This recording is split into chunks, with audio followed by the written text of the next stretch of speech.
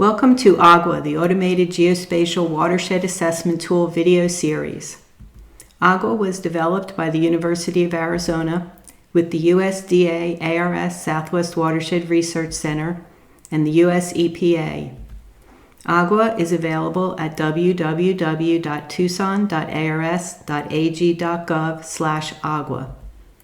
Funding for these videos was provided by the Department of Defense Environmental Security Technology Certification Program, ESTCP. This is video 12B, Obtain Data for AGWA, Download Precipitation Data for SWAT. Video 6 showed how to obtain and prepare the precipitation data for Kinneros 2 for the Mountain Fire tutorial exercise.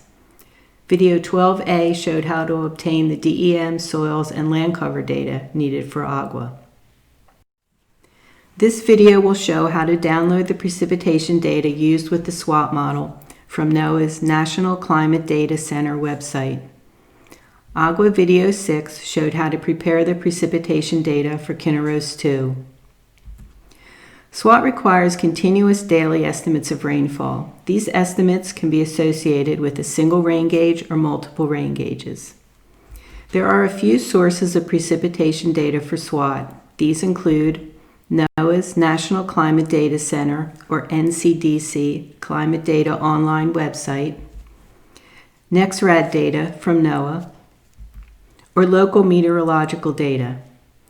We'll look at how to obtain the NCDC data in the next slides. This is the most common method of obtaining precipitation data for SWAT.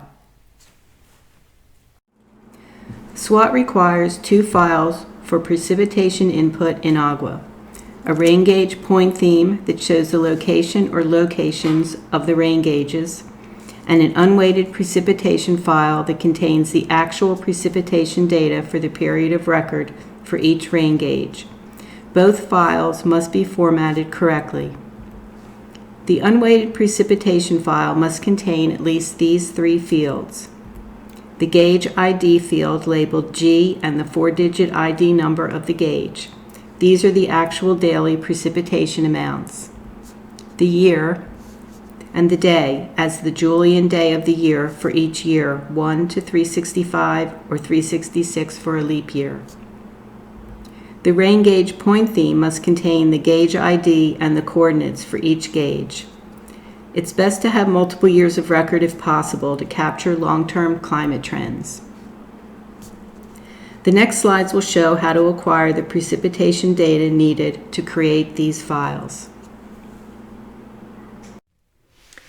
Now we'll look at obtaining data from NOAA's National Climate Data Center, NCDC, Climate Data Online website.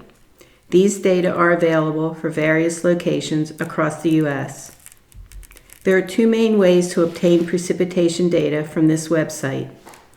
The first method is to select a location. The second is to find a station. We'll look at the Find a Station method first. Click on this icon. On the page that opens, enter the location of your study area. Enter Palm Springs, California, the closest city to the mountain fire, the tutorial example used in these videos. Next, select the dataset Daily Summaries. Enter the date range 2013-0101 to 2014-1231.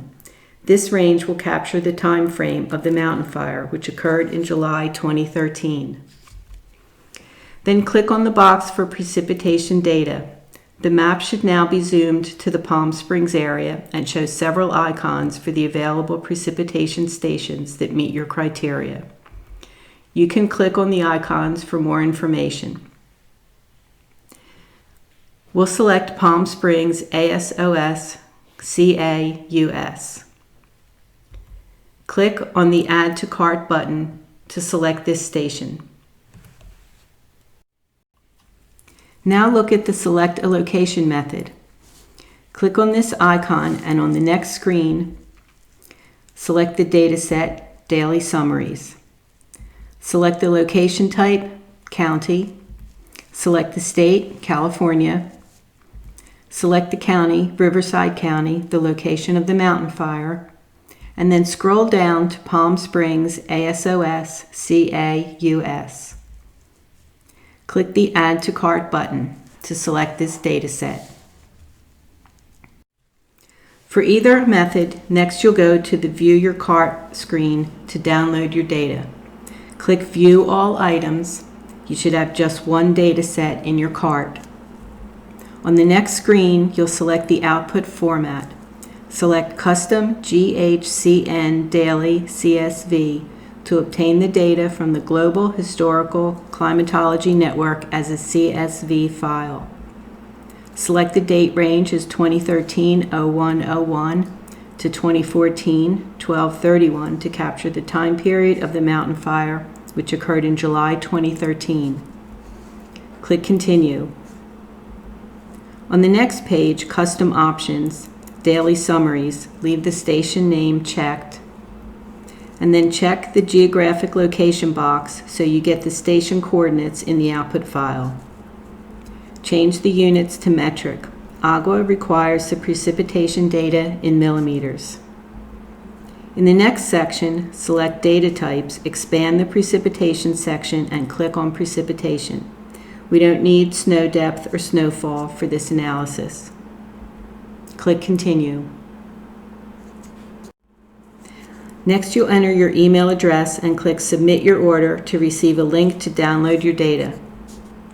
When you get the email, click on the link and save the file in Excel using the last 4 digits of the station ID as the file name, 3138_pcp.csv.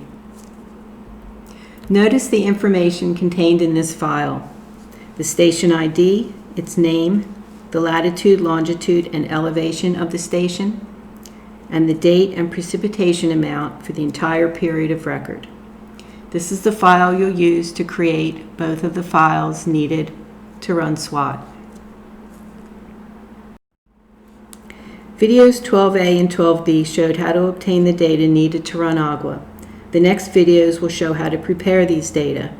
Video 13A will show how to prepare the DEM, soils, and land cover data.